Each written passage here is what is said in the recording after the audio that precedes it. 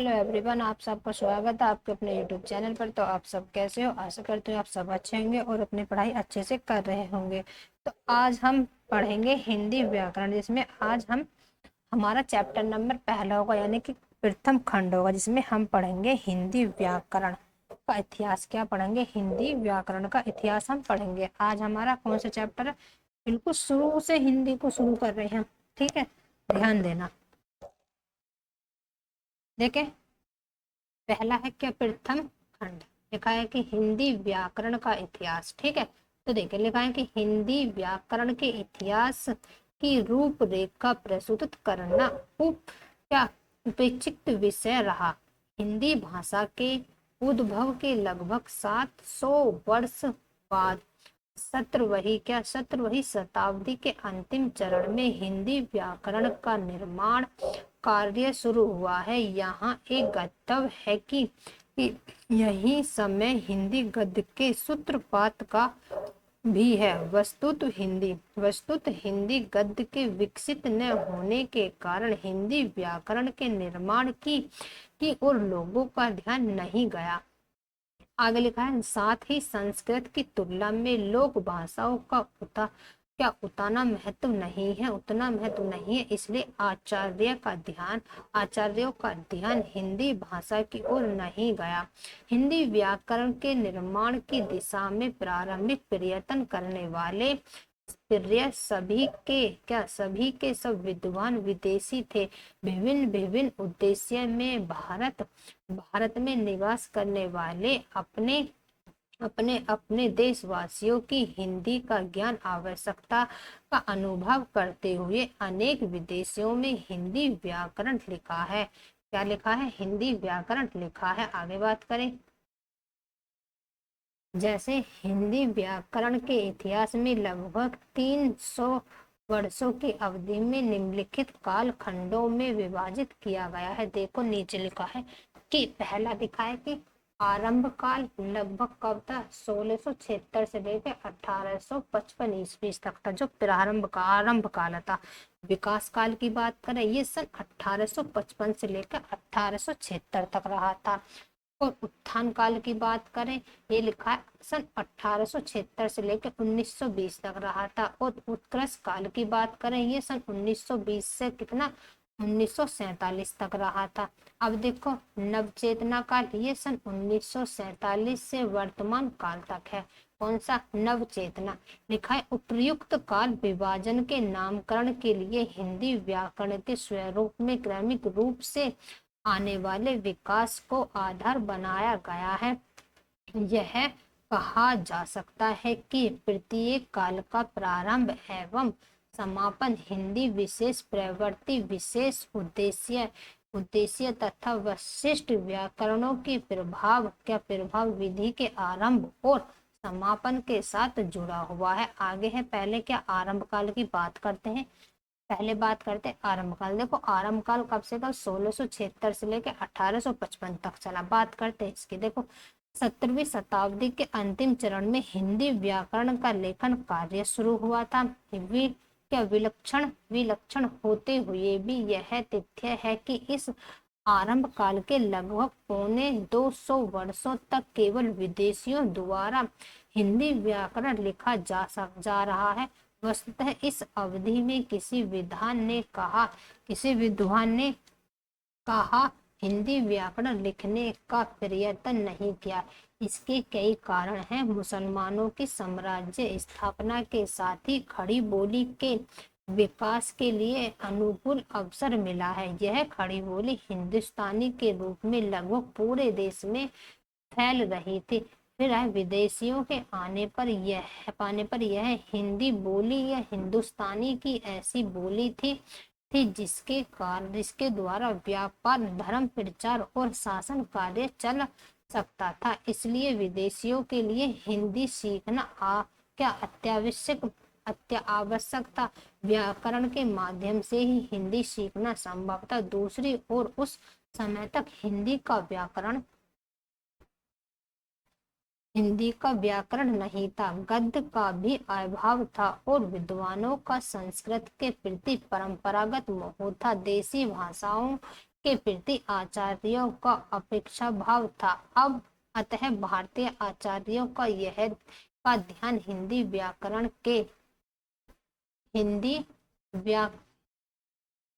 हिंदी व्याकरण के निर्माण की ओर गया ही नहीं। इसलिए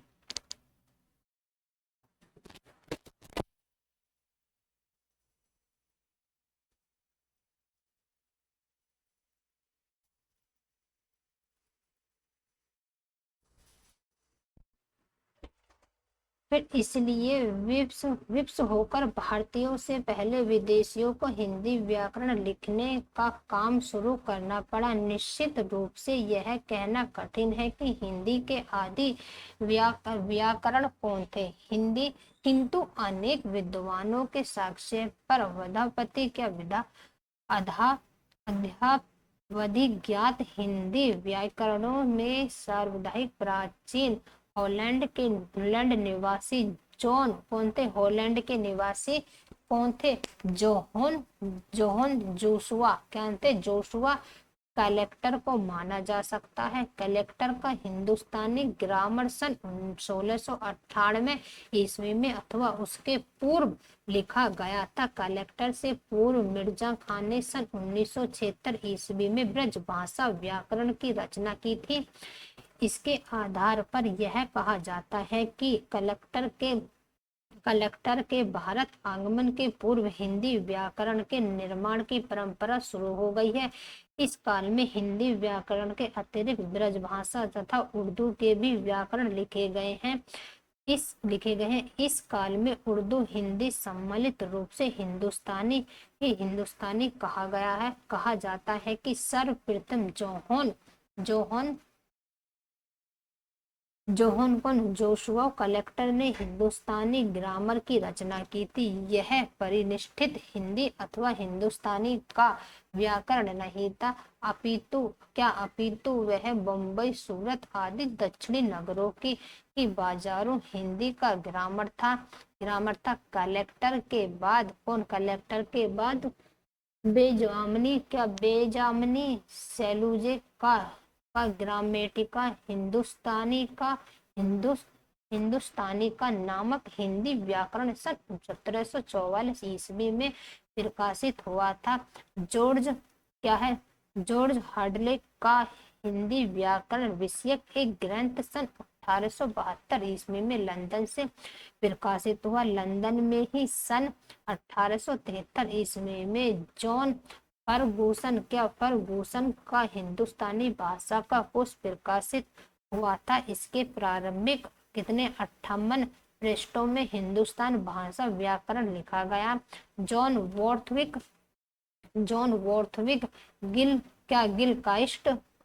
काइस्ट सन 1801 में कलकत्ता के फोर्ट विलियम कॉलेज में हिंदुस्तान भाषा के प्रोफेसर नियुक्त हुए थे। आगे बात करें, लिखा है उनका पहला ग्रंथ इंग्लिश हिंदुस्तानी कोश कलकत्ता से प्रकाशित हुआ था, जिसका दूसरा संस्करण 1810 ईस्वी में एडिन बरा से निकला था, जिसमें हिंदुस्तानी फोनोलॉजी नामक एक भाग बढ़ा दिया गया। इसके तीसरे संस्करण में भी व्याकरण संबंधी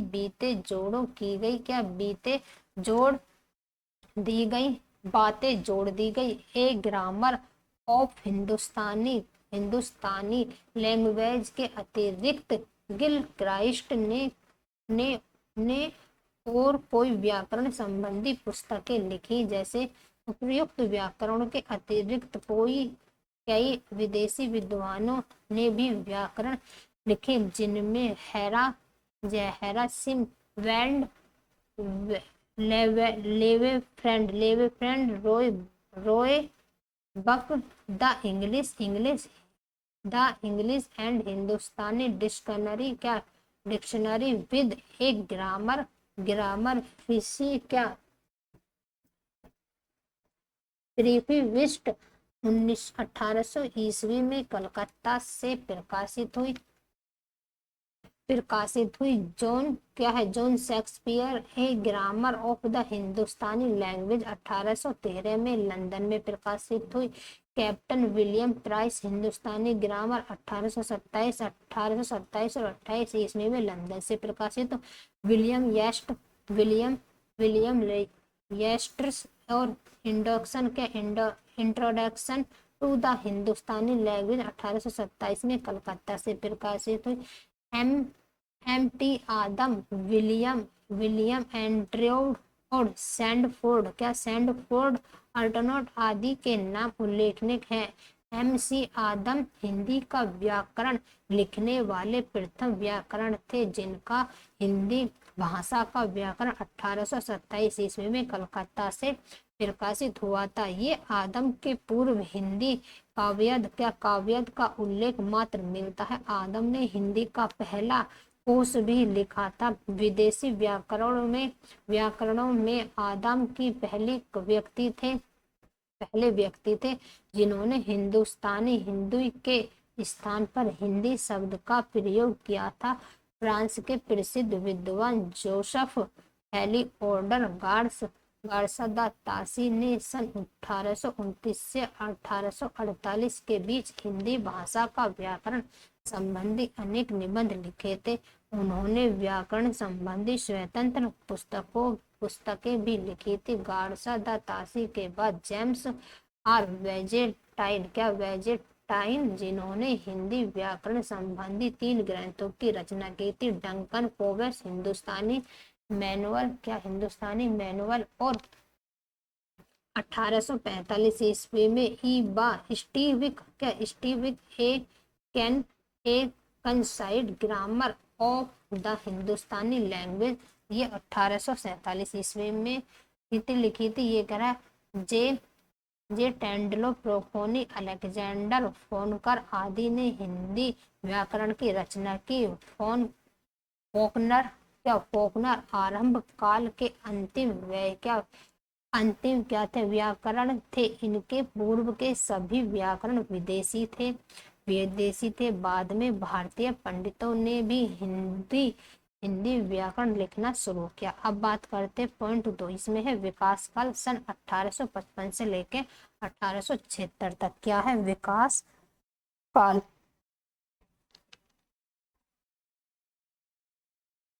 विकास काल की बात करें, देखो पंडित श्री लाल के भाषा चंद्रद्वय के प्रकाशन के साथ ही सन 1855 ईस्वी में हिंदी व्याकरण के इतिहास के विकास काल का आरंभ हुआ है। इसके पूर्व हिंदी के जितने भी व्याकरण लिखे गए वे सभी विदेशियों द्वारा लिखे गए हैं। भाषा चंद्रद्वय, उद्देश्य, आदर्श और आधार तीनों की दृष्टियों से विदेशियों द्वारा लिखी आरंभ काल के व्याकरणों से भिन्न कोटि का था। पंडित श्री लाल भारतीय विद्वानों में हिंदी के प्रथम व्याकरण थे। भारतीय छात्रों को हिंदी की स्वरूप का व्याकरणिक परिचय देने के लिए ही विकास काल के व्याकरणों ने हिंदी व्याकरण लिखा। आरंभ काल के व्याकरणों का उद्देश्य था कि विदेशियों को हिंदी का सामान्य ज्ञान प्रदान करना। विकासशील के वैश्यीकरणों का अर्थ था भारतीय, जबकि आरंभ काल के वैश्यीकरणों ने विदेशी आदर्श पर लिखा था। यूरोपीय भाषाओं के व्याकरण को हिंदी आरंभ काल व्याकरणों ने आधार बनाया था, जबकि विकासशील के व्याकरणों ने संस्कृत व्याकरण के आधार पर व्याकरण की रचना की। सन 1855 ईस्वी में 1876 ईस्वी तक हिंदी व्याकरण के निर्माण की दिशा में पंडित श्री लाल भाषा चंद्रद्वय अर्थात भारतीय वर्ष हिंदी का व्याकरण के अतिरिक्त पंडित रामसजन, क्या है इनका, पंडित रामसजन और भाषा तत्व बोधनी 1858 ईस्वी में बनारस से प्रकाशित हुई। मुंशी गुलाम मोहम्मद लोकोकियल डायलॉग्स इन हिंदुस्तानी 1858 में मुंबई से प्रकाशित हुई। आगे हैदर जंगम बहादुर की टूट हिंदुस्तानी 1861 ईस्वी में लंदन से प्रकाशित हुई। सर मोनिनियर विलियम और रूडिमेंट्स ऑफ हिंदुस्तानी ग्रामर 1858 ईस्वी में कहाँ से इन ईजी 1858 ईस्वी में an easy introduction to the क्या स्टडी ऑफ हिंदुस्तानी 1858 ईस्वी में लंदन से प्रकाशित हुई। हिंदुस्तानी प्राइमरी 1860 ईस्वी में लंदन से प्रकाशित हुई। आगे लिखा है ए प्रैक्टिकल हिंदुस्तानी ग्रामर 1862 ईस्वी में लंदन से प्रकाशित।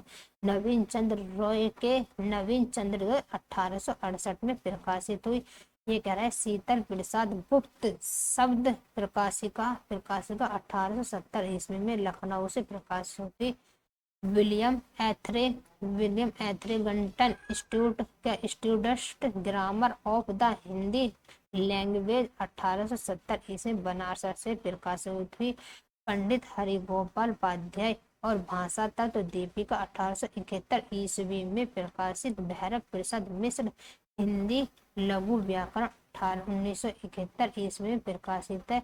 जॉन डाउ सन ए ग्रामर ऑफ द उर्दू और हिंदुस्तानी लैंग्वेज 1872 ईस्वी में लंदन से प्रकाशित हुई। John Beames a comparative grammar of the modern Aryan language of Indian 1872 ईस्वी में लंदन से प्रकाशित। ए ऑफ क्या Rudolf Hoernle the cooperative grammar of the Gaudian language 1880 में लंदन में प्रकाशित हुई। कहाँ पर? लंदन में प्रकाशित हुई। दामोदर शास्त्री भाषा दर्श बाल व्याकरण हिंदुस्तानी हरिश्चंद्र की प्रेरणा से 1874 ईस्वी में प्रकाशित हुई। अगर पेंजोनी विकारियो इतावली भाषा में ग्रामेटिका इटालियाना और हिंदुस्ताना नामक हिंदुस्तानी भाषा का व्याकरण 1874 ईस्वी में प्रकाशित। जॉन टी प्लांट्स हिंदुस्तानी ग्रामर 1874 में प्रकाशित हुई थी। राजर्षि प्रसाद सितारे हिंदी व्याकरण 1875 में बनारस से प्रकाशित हुई। आदि श्रेष्ठ विद्वानों द्वारा हिंदी व्याकरण के क्षेत्र में अनेक महत्वपूर्ण प्रयत्न हुए और व्याकरण लिखे गए। कैलंग के व्याकरण के प्रकाशित 1876 में होने तक भाषा के वास्तविक रूप स्वरूप विश्लेषण की दृष्टि से स्थित ज्यों के त्यों बनी है। विकास काल में आरंभ काल की अपेक्षा हिंदी व्याकरण के स्वरूप से अधिक निखार आया एवं स्पष्टता आई। वस्तुतः इसका कारण यह था कि इस काल के अधिकांश लेखक भारतीय थे जिनका हिंदी पर अधिकार था। इसके साथ ही वे हिंदी की पूर्व परंपरा एवं भारतीय व्याकरण शास्त्र से परिचित थे। लिखा पॉइंट 3 लिखा है कि उत्थान काल सन 1876 ईस्वी से लेकर 1920 तक है। लिखा है कैलांग का हिंदी व्याकरण 1876 ईस्वी में प्रकाशित हुआ। यहीं से हिंदी व्याकरण के इतिहास का उत्थान काल शुरू होता है। इसके पूर्व भीष्म हॉर्नली आदि विद्वानों द्वारा आधुनिक भारतीय आर्य भाषाओं के ऐतिहासिक एवं तुलनात्मक अध्ययन की नींव डाली जा चुकी थी। हिंदी व्याकरणों इतिहास का आरंभ काल निर्देश प्रधान था और विकास विवरणात्मक प्रधान। उत्थान काल का व्याकरण ऐतिहासिक स्तरों के संकेतों से सम्मिलित था तथा उसमें हिंदी के अतिरिक्त अन्य बोलियां के भी व्याकरणिक रूपों को तुलनात्मक परिचय दिया गया था। इस प्रकार इस काल में ऐतिहासिक एवं तुलनात्मक पद्धति पर हिंदी के व्याकरण लिखे गए जिसका प्रारंभ कैलांग के व्याकरण से हुआ। व्याकरण रचना में कैलांग का उद्देश्य शुद्ध भाषा शास्त्रीय था। यह काल केवल व्याकरण के ही उत्थान काल नहीं था अपितु अपितु हिंदी भाषा एवं साहित्य का उत्थान काल था। आगे बात करें, लिखा है हिंदी हिंदी व्याकरणों इतिहास हिंदी व्याकरणों इतिहास का आरंभ काल फारसी से हिंदुस्तानी के संघर्ष का काल था, तो विकास काल हिंदुस्तानी से हिंदू के संघर्ष का समय था। इसी काल उत्थान काल उर्दू से हिंदी के संघर्ष का काल था। इस संघर्ष में अतः हिंदी की विजय हुई, अंग्रेजी आदि से उत्थान क्या अंत तक साहित्य तो क्षेत्रों की सर्वोपरि भाषा बन रही थी। उत्थान काल के व्याकरणों में एच कैलांग का सर्वप्रथम स्थान था। उनका एक grammar of the Hindi language 1876 ईस्वी में लंदन से प्रकाशित हुआ। कैलांग ने हिंदी प्रदेश में बोले जाने वाली सभी बोलियों के सामूहिक नाम के लिए हिंदी शब्द का प्रयोग किया। कैलांग के बाद अयोध्या प्रसाद खत्री हिंदी व्याकरण बंकीपुर से प्रकाशित है। प्रकाश केशव प्रसाद भाषा लघु व्याकरण 1878 ईस्वी में। बंसी लाल हिंदी व्याकरण 1889 ईस्वी में पटना से प्रकाशित है। गोविंद देव शास्त्री बाल बौद्ध व्याकरण 1889 ईस्वी में मिर्जापुर से प्रकाशित। शिवदयाल उपाध्याय हिंदी व्याकरण सार 1881 में बनारस। बिहारी लाल चौबे पद वाक्य बोध पंडित मदन मोहन काली प्रसाद त्रिपाठी भाषा व्याकरण दर्पण विनायकी राम एम गणपति लाल चौबे हैं। H Palmer George A Grierson seven grammar of Bihari language 1883 ईस्वी से 1887 ईस्वी तक। लिंग्विस्टिक सर्वे ऑफ इंडिया भारतीय हिंदू हरिश्चंद्र प्रथम हिंदी व्याकरण 1884 में बंकीपुर से प्रकाशित है। बाबू रामचरण सिंह भाषा प्रभाकर 1885 ईस्वी में बंकीपुर से प्रकाशित है। पंडित अबिका दंत व्यास गणपति लाल चौबे पंडित सुधाकर द्विवेदी हिंदी भाषा का व्याकरण 1890 ईस्वी में बनारस से प्रकाशित। Edwin Greaves grammar of modern Hindi 1895 ईस्वी में बनारस से प्रकाशित। ठाकुर राम नारायण सिंह हिंदी व्याकरण 1897 में बंकीपुर। पंडित Narayan Shastri Patwardhan Madhav Prasad Pathak Shyam Sundar Das an elementary grammar of Hindi and Urdu 1906 में बनारस से प्रकाशित। पंडित राम अवतार शर्मा हिंदी व्याकरण 1914 ईस्वी। राम दहीन मिश्र प्रवेशिका हिंदी व्याकरण 1918 ईस्वी। बंकीपुर रामलोचन शरण हिंदी व्याकरण चंद्रोदय 1918 ईस्वी। दरभंगा पंडित कौन अंबिका प्रसाद भाजपा हिंदू कौदम्बी 1919 ईस्वी आदि में व्याकरणों ने हिंदी व्याकरण का निर्माण किया था। तो यह हमारा तीसरा होगा। अब पढ़ेंगे हम पॉइंट कौन सा पॉइंट हमारे जिसमें उत्कर्ष काल के बारे में पढ़ेंगे। कब से कब तक 1920 ईस्वी से लेकर 1947 तक लिखा है।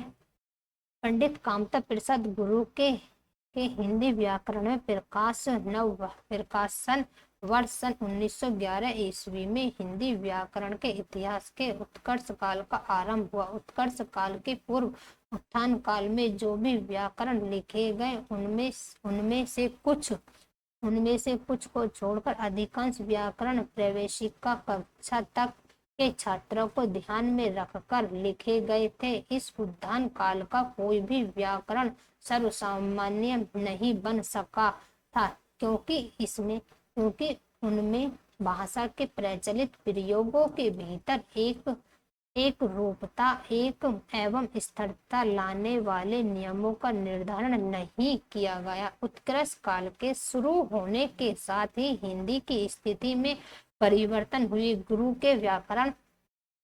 के व्याकरण के कारण हिंदी की विश्वविद्यालय उच्च परीक्षाओं के एक विषय के रूप में स्वीकृति किया गया था।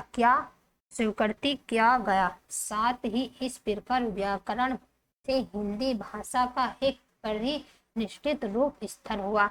उत्कर्ष काल के क्या वैयाकरणों में पंडित कामता प्रसाद गुरु का सर्व प्रमुख स्थान है। उनका हिंदी व्याकरण सन 1921 ईस्वी में क्या नगरीय प्रचारणी सभा वाराणसी से प्रकाशित हुआ था। इसके अतिरिक्त पंडित गुरु ने भाषा वाक्य प्राधिकरण हिंदी बालबोध व्याकरण सहज हिंदी रचना की। उनका हिंदी व्याकरण हिंदी भाषा के उत्थान में एक नई युग का मार्गदर्शन बनाकर आया। पंडित गुरु के अतिरिक्त शिव नारायण लाल जो क्या a manual of higher Hindi grammar and composition 1920 ईस्वी में कलकत्ता अमृत लाल दास गुप्ता सहज हिंदी और हिंदुस्तानी 1920 ईस्वी में श्री नारायण चतुर्वेदी नवीन हिंदी व्याकरण 1924 में लखनऊ में BL जैन चैतन्य बुलंद शहरी शिव शास्त्री देवी प्रसाद वर्मा शिव नारायण इस बालदेव प्रसाद और भगवान दीन सरल हिंदी व्याकरण 1928 ईस्वी में लाहौर सुर सरोवर पाठक विधाकार व्याकरण मयंक 1929 में गंगा प्रसाद उपाध्याय जबंग बहादुर मिश्र रंजन SG मोहिउद्दीन कादरी हिंदुस्तानी फोनेटिक्स 1930 ईस्वी में पंडित गिरिराज प्रसाद शर्मा व्याकरण भूषण 1931 ईस्वी में सत्य प्रकाश हिंदी व्याकरण 1933 ईस्वी में इलाहाबाद में डॉक्टर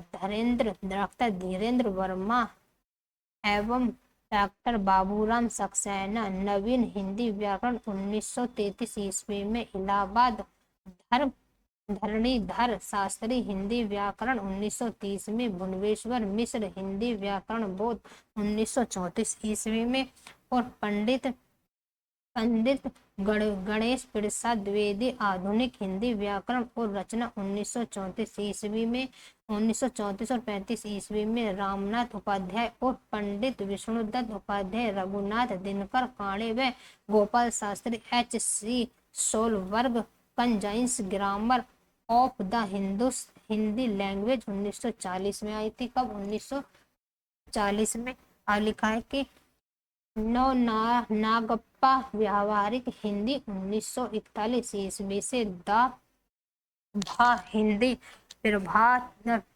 हिंदी प्रचार सभा मद्रास केदारनाथ शर्मा आत्मराम सत्य जीवन वर्मा हिंदी के विराम चिन्ह 1943 ईस्वी BP जोसफ हिंदी उत्थान रामचंद्र वर्मा नामक हिंदी व्याकरण 20 से 2018 में अच्छी हिंदी 1944 में हिंदी प्रयास 1946 में वासुदेव पिल्ले हिंदी व्याकरण 1945 ईस्वी में क्या ईस्टविक हिंदुस्तानी ग्रामर 1947 में लंदन नरदेव विधालकार आदि लेखकों ने हिंदी व्याकरण लिखे एवं हिंदी व्याकरण को आगे बढ़ाया। देखो नवचेतना काल सन कब चला था 1947 के बाद का लिखा है। पंडित किशोरीदास वाजपेयी हिंदी व्याकरण के क्षेत्र में नवीन चेतना के अगुआ बनकर आए। उन्होंने सर्वप्रथम घोषणा की कि हिंदी एक स्वतंत्र भाषा है जो संस्कृत अनुप्राणित होते हुए भी अपने क्षेत्र में सार्वभौम सत्ता रखती है। हिंदी की अपनी प्रकृति के अनुसार उसका व्याकरण उसका व्याकरण बनेगा। उन्होंने यह भी कहा कि हिंदी आंखें बंद करके संस्कृत का सब कुछ नहीं ले लेगी। संस्कृत अथवा अन्य भाषाओं से आने वाले शब्दों पर वह अपने नियमों के अनुसार शासन करेगी। पंडित वाजपेयी ने 1943 ईस्वी में ब्रज भाषा का व्याकरण लिखा। उसके बाद 1948 ईस्वी में अच्छी हिंदी का नमूना और 1949 में राष्ट्रभाषा का प्रथम व्याकरण और हिंदी निरुक्त प्रकाशित हुई। इनके प्रकाशन से वाजपेयी जी हिंदी जगत में एक प्रसिद्ध व्याकरण के रूप में कुख्यात हो गए। इनमें उन्होंने गुरु के व्याकरण तथा अन्य व्याकरणों की भूलों पर विस्तार से प्रकाश डाला था। इनकी प्रतिभा से प्रभावित होकर नगरीय प्रचारिणी सभा वाराणसी ने इन्हें हिंदी का बड़ा व्याकरण लिखने के लिए आमंत्रित किया था। फलतः इन्होंने हिंदी शब्दानुशासन लिखा, जो सभा से ही 1958 ईस्वी में प्रकाशित हुआ। यो हिंदी व्याकरण में नवचेतना का अनुमेय उनके ब्रजभाषा का व्याकरण से हिंदी 1943 ईस्वी में हो गया था। लेकिन 1948-49 में जो उनके अन्य व्याकरण ग्रंथ प्रकाशित हुए, उनसे नवचेतना का व्यापक रूप एवं प्रभाव स्पष्ट हुआ था। इन सब की पुष्टि हिंदी शब्दानुशासन 1958 ईस्वी में हो गई थी। इस काल के प्रसिद्ध व्याकरणों में पंडित किशोरीदास वाजपेयी की अतिरिक्त डॉक्टर आयेंद्र शर्मा, दूनी चंद, डॉक्टर भोलानाथ तिवारी तथा डॉक्टर दीमसित ने सर्वाधिक विख्यात प्राप्ति की। इस काल में हिंदी व्याकरण का बहुविध विकास से हुआ था। आगे है, अनेक विद्वानों ने तो हिंदी भाषा का व्याकरण से संबंध शोधन प्राप्त प्रस्तुत किया था। आगे है, पंडित वाजपेयी के अतिरिक्त अन्य व्याकरणों के नाम एवं ग्रंथ इस प्रकार: आचार्य शिव पूजन शाही और व्याकरणीय दर्पण, दूनी चंद्र हिंदी व्याकरण 1950 ईस्वी में डॉक्टर आयेंद्र शर्मा ने ये ग्रामर इसे यहाँ तक छोड़ देते लिखा है। डॉक्टर जे एम दीमसित हिंदी व्याकरण की रूपरेखा 1986 ईस्वी में दिल्ली। इनके अतिरिक्त अनेकों अन्य व्याकरण ग्रंथ भी लिखे हैं। शिव प्रसाद अग्रवाल शुद्ध हिंदी 1952 में, श्रेष्ठ गोविंद दास भाषा हिंदी 1930, क्या भागीरथी मिश्र अच्छी हिंदी कैसे लिखे 1963 में, देवेंद्र नाथ शर्मा हिंदी समस्या और समाधान 1965 ईस्वी में विनय मोहन शर्मा हिंदी का व्यावहारिक रूप 1968 में, मुरलीधर श्रीवास्तव हिंदी धातुकोश 1969 में, रमेश चंद्र मल्होत्रा हिंदी ध्वनिकी और ध्वनिमी 1970 में, बालमुकुंद हिंदी क्रिया सर्वरूप विश्लेषण 1970 ईस्वी में, पंडित करुणापति त्रिपाठी हिंदी मूल और क्रिया का वाराणसी, देवेंद्र शर्मा और रामदेव त्रिपाठी हिंदी का विकास कब हुआ था? 1971 में, डॉक्टर विजयपाल सिंह हिंदी का व्यावहारिक व्याकरण 1972 में। इस समय अन्य भी अनेक व्याकरण लिखे गए हैं। इस समय स्वविस्तृत व्याकरणी की महत्वपूर्ण आवश्यकता है, जो पंडित कामता प्रसाद गुरु के व्याकरण तथा पंडित किशोरीदास वाजपेयी के शब्द अनुशासन की विशेषता को समेटते हुए आधुनिक हिंदी की विशेषताओं का भी उद्घाटन करें। अब लिखा है क्या? हिंदी शब्द, हिंदी भाषा और उसकी बोलियां। जो हिंदी शब्द है, हिंदी भाषा और उसकी बोलियां के बारे में बात करते। देखो लिखा है, भाषा हिंदी की धारा के भाषा भाषा नदी की धारा के समान सदा प्रभावित होती है। ठीक है, लिखा है उसकी गति अबाध होती है। हिंदी भाषा की भी वही स्थिति है। संस्कृत भाषा की सबसे प्राचीन भाषा है। जो हिंदी है ये क्या संस्कृत भाषा की क्या सबसे प्राचीन भाषा है। देखें, इसमें समय समय पर परिवर्तन होता रहता है। इस प्रकार क्रम से वैदिक भाषा, संस्कृत, पाली, प्राकृत, अपभ्रंश में से हिंदी का विकास दिखाया जा सकता है। हिंदी का इतिहास वैदिक काल से शुरू होता है।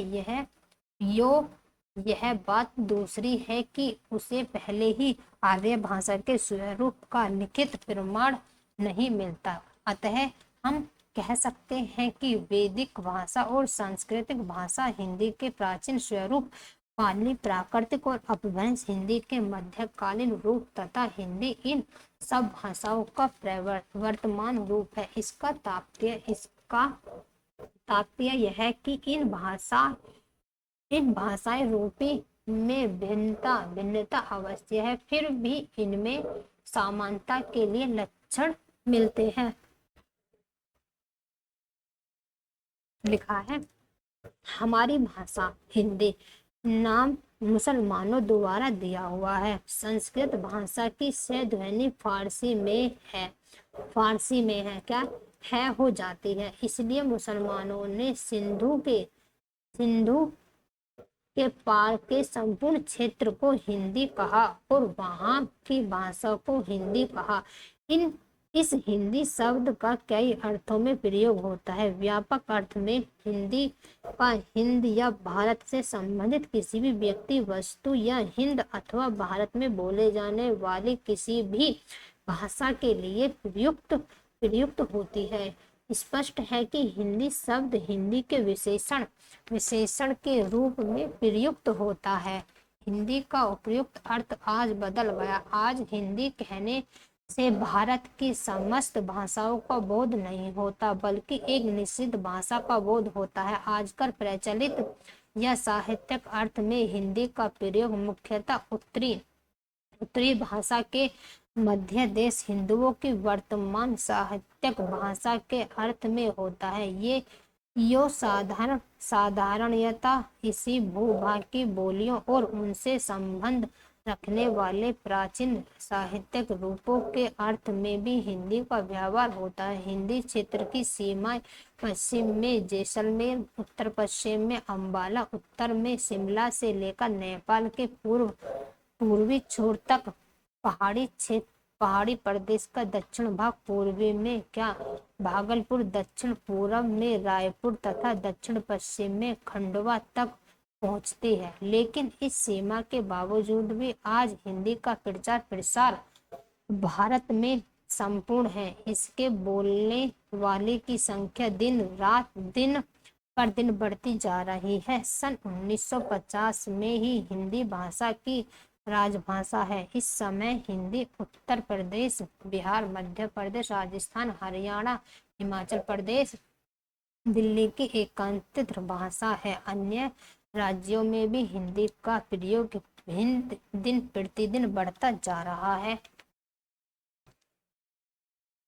हिंदी मध्य प्रदेश के लगभग 20 करोड़ लोगों की मृत भाषा है। हिंदी जो है, जो मध्य प्रदेश है, लगभग कितने 20 करोड़ की क्या है, मृत भाषा है। हिंदी ही इनकी शिक्षा दीक्षा माध्यम है। जो हिंदी है किसकी, हिंदी जो मध्य प्रदेश है, हिंदी ही इनकी क्या शिक्षा दीक्षा का माध्यम है। देखो, यो प्रारंभिक ज्ञान भी इसी भाषा द्वारा इन्हें प्राप्त होता है। लेकिन आजकल तो हिंदी सर्वत्र फैली है।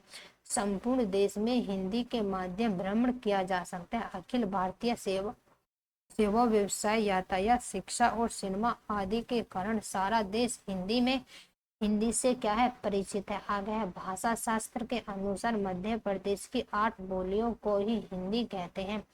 ये 8 ग्रामीण बोलियां 2 वर्गों में विभक्त हैं। पहला वर्ग पश्चिमी हिंदी का है, इसमें हड़ी, बांगरू, ब्रज, बुंदेली, कन्नौजी है, तथा दूसरा वर्ग पूर्वी हिंदी का है, जिसमें अवधी, बघेली और छत्तीसगढ़ी बोलियां हैं। कौन कौन सी बोलियां हैं, अवधी, बघेली, छत्तीसगढ़ी बोलियां हैं। देखें आगे बात करें। बात करते किसकी, खड़ी बोली की। देखो, यह बोली एक वर्तमान साहित्यिक भाषाओं हिंदी, उर्दू और हिंदुस्तानी का मूलदा दर है। जब खड़ी बोली में संस्कृत तत्व की प्रधानता रहती है तब वह खड़ी बोली या हिंदी कही जाती है।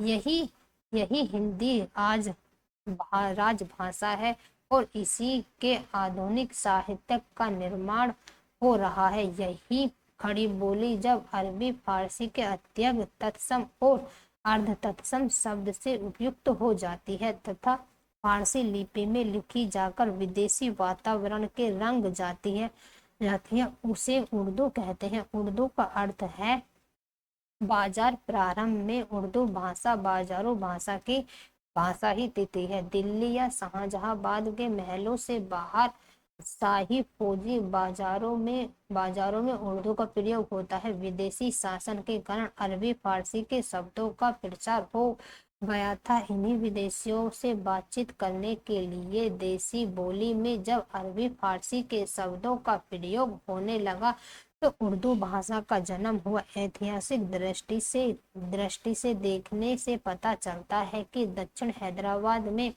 मुसलमानी दरबार में उर्दू का साहित्य में प्रयोग हुआ था। भाषा विज्ञान की दृष्टि से उर्दू और हिंदी खड़ी बोली के साहित्यिक रूप मात्र है। खड़ी बोली का एक रूप है हिंदुस्तानी। आज भी साहित्यिक हिंदी या उर्दू भाषा का परिमार्जित बोलचाल का रूप हिंदुस्तानी है। देसी विदेशी भाषा के प्रचलित शब्द हिंदुस्तानी में प्रयुक्त होते हैं। यो व्यवहार हिंदुस्तानी का झुकाव उर्दू की ओर अधिक रहता है। हिंदुस्तानी का अपना कोई साहित्य नहीं है। वह देवनागरी और फारसी दोनों लिपियों में लिखी जाती है। आगे है मूलतः खड़ी बोली रामपुर रियासत, मुरादाबाद, बिजनौर, मेरठ और मुजफ्फरनगर, सहारनपुर, देहरादून, अंबाला, कलसिया तथा पटियाला रियासतों के पूर्व भागों में बोली जाती है। दिल्ली के आसपास की खड़ी बोली का प्राचीन रूप अमीर खुसरो की रचनाओं में देखने को मिलता है। दक्षिणी हिंदी साहित्य में भी उसका रूप देखने को मिलता है। बात करते ब्रज भाषा की। देखें, यह भाषा ब्रज मंडल में बोली जाती है। ब्रज भाषा का शुद्ध रूप मथुरा, आगरा, अलीगढ़ और दौलतपुर में देखने को मिलता है। खड़ी बोली की साहित्यिक रूप मिलने से पूर्व ब्रज भाषा की प्रधानता साहित्यिक भाषा थी। ब्रज भाषा में प्रचुर सुंदर साहित्य उपलब्ध है। इस साहित्य का आरंभ बल संप्रदाय की स्थापना से माना जाता है। बांगरू बांगर प्रदेश अर्थात पंजाब के दक्षिण पूर्व भाग में बांगरू बोली जाती है। इसे जाटू या हरियाणवी भी कहा जाता है। हिंदी करनाल, रोहतक, हिसार, पटियाला, नाभा, छिंद आदि की ग्रामीण बोलियां बांगरू के नाम से जानी जाती है। बांगरू बोली पंजाब, हिंदुस्तानी और खड़ी बोली तीनों मिश्रण है। बुंदेली ब्रजभाषा क्षेत्र के दक्षिण बुंदेलखंड में बोली जाती है। इस बोली का शुद्ध रूप झांसी, जालौन, हमीरपुर और ग्वालियर, भोपाल, ओरछा, सागर और नरसिंहपुर, सिवानी और होशंगाबाद में देखने को मिलता है। मिली जुले रूप में यह दतिया, पतरा, चरखारी, दमोह, बालघाट एवं छिंदवाड़ा के कुछ भागों में पाई जाती है। बुंदेलखंड मध्यकालीन हिंदी साहित्य का केंद्र तो परंतु रचनाएं ब्रजभाषा की गई है। लिखा है क्या, कन्नौजी। यह बोली अवधी ब्रजभाषा के बीच क्षेत्रों में बोली जाती है। कन्नौजी ब्रजभाषा में बहुत साम्य खाती है। फर्रुखाबाद इसका केंद्र है। हरदोई, शाहजहांपुर, पीलीभीत, इटावा और कानपुर के आसपास इसका विस्तार मिलता है। यो इस क्षेत्र की निवासी कवियों ने ब्रजभाषा में रचनी थी। अवधि की बात करें, इसे कोसली और बैसवाड़ी भी कहते हैं। लखनऊ, उन्नाव, रायबरेली, सीतापुर और खीरी यानी कि लखीमपुर की, फैजाबाद, गोंडा, बहराइच, सुल्तानपुर, प्रतापगढ़, बाराबंकी में अवधी बोली जाती है। अवधी बोली जाती है। यो इलाहाबाद, फतेहपुर, कानपुर, जौनपुर जिलों में कुछ भागों में भी अवधी बोली जाती है।